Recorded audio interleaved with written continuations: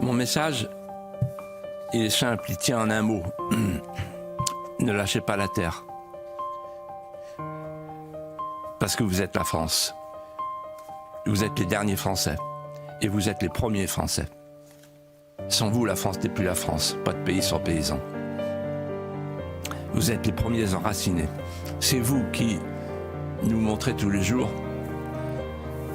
où est la source d'eau vive.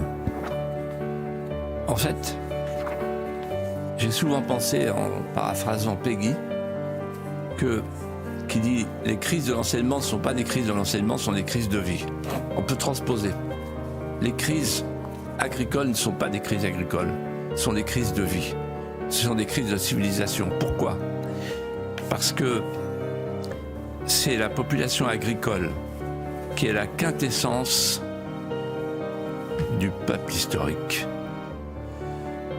C'est la population agricole qui constitue le premier maillon de notre histoire.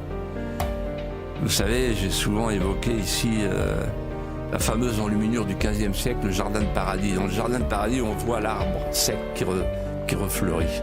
C'est le peuple français. C'est l'image de l'arbre, en fait. C'est l'image de la terre. C'est l'image du verger. C'est l'image du paysan.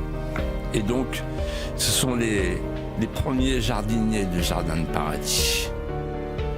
Et donc, il ne faut pas qu'ils lâchent.